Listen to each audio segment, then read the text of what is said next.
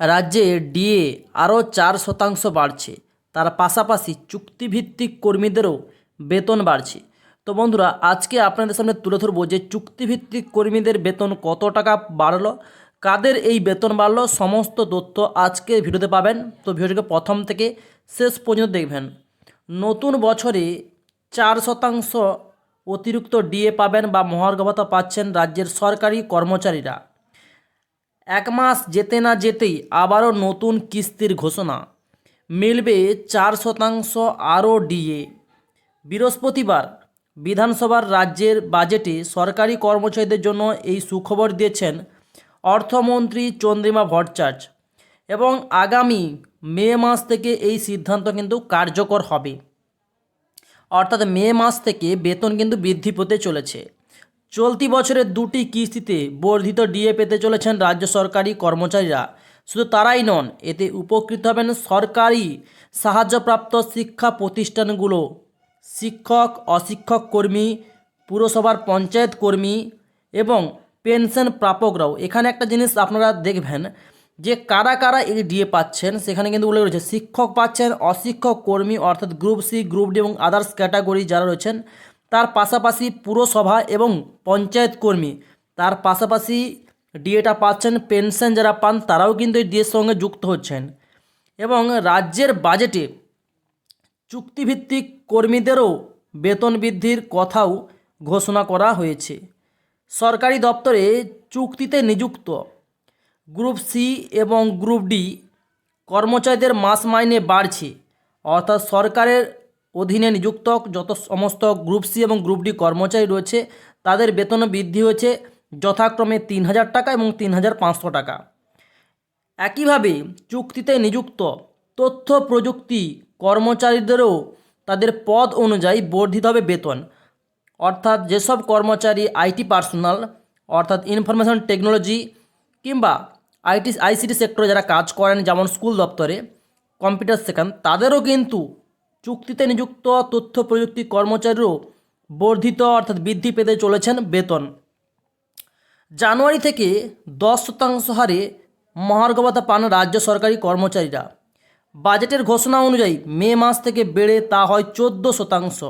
অর্থাৎ বর্তমানে রাজ্য সরকারি কর্মচারীদের ডিএর পরিমাণ বেড়ে কিন্তু 14% হয়ে গেছে, এবং মে মাস থেকে কিন্তু নতুন করে আরও 4% যুক্ত হবে। কেন্দ্রীয় সরকারি কর্মীরা এখন 46% হারে ডিএ পান। সাধারণত জানুয়ারি থেকে কর্মীদের এই কিস্তির বর্ধিত ডিএ দিয়ে থাকে কেন্দ্র। মার্চ মাস নাগাদ তা ঘোষণা করা হয়। কেন্দ্র হারে ডিএ দেওয়ার দাবিতে সরকারি কর্মীদের কয়েকটি সংগঠন আন্দোলন করেছে। যদিও সে ব্যাপারে রাজ্য সরকারি কর্মচারীদের সমস্যার কথা একাধিকবার উল্লেখ করেছেন মুখ্যমন্ত্রী। একই সঙ্গে জানিয়েছেন সুযোগ পেলে ডিএ বৃদ্ধি করা হবে। গত বছর বাজেট বক্তৃতা চলাকালীন মমতা বন্দ্যোপাধ্যায়ের নির্দেশ পেয়ে সরকারি কর্মচারীদের 3% ডিএর কিন্তু ঘোষণা করেছেন অর্থমন্ত্রী চন্দ্রিমা ভট্টাচার্য। এবারে অবশ্য তেমন কিছু হয়নি। শুধু মহার্ঘ ভাতা নয়, চুক্তিতে নিযুক্ত গ্রুপ ডি এবং গ্রুপ সি কর্মীদের জন্যও সুখবর দিয়েছেন অর্থমন্ত্রী চন্দ্রিমা ভট্টাচার্য।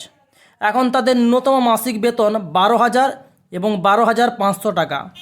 তা যথাক্রমে 3,000 আরও এক্সট্রা যুক্ত হলে এবং 3,500 টাকা বর্ধিত হলে বাজেট কিন্তু ঘোষণা হয়েছে।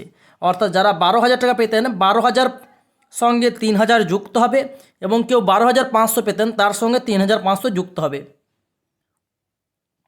50,000 কর্মীকে এই সুবিধা দিতে আগামী আর্থিক বছরে সরকারের খরচ বাড়বে 288 কোটি টাকা। অর্থাৎ এতে কিন্তু 50,000 কর্মচারী উপকৃত হবেন, এবং এর খাতে দরুন 288 কোটি টাকা কিন্তু খরচ হয়েছে।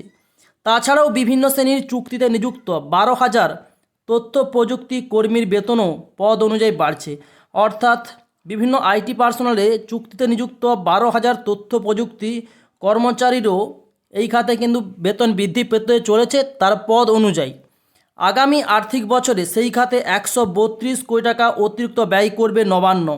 সেই খাতে কিন্তু নবান্ন আর্থিক বছরে 132 কোটি টাকা ব্যয় করবেন। তো বন্ধুরা, বুঝতেই পারছেন সমস্ত কর্মচারীর ধীরে ধীরে কিন্তু বেতন বৃদ্ধি পেয়েছে, এবং চুক্তিতে নিযুক্ত কর্মচারীরও বেতন বৃদ্ধি পাচ্ছে। তার সঙ্গে আইটি পার্সোনাল কর্মচারীদেরও বেতন বৃদ্ধি পাচ্ছে। তো কার কত টাকা বেতন বাড়বে 2 মাস পরে তা আপনাদের সামনেই তুলে ধরবো। তো আজকের ভিডিও কেমন লাগলো সেটা কমেন্টস বক্সে অবশ্যই কমেন্টস করে জানাবেন। ভিডিও ভালো লাগলে ভিডিওতে অবশ্যই লাইক শেয়ার এবং সাবস্ক্রাইব করতে ভুলবেন না। তো thanks for watching my video.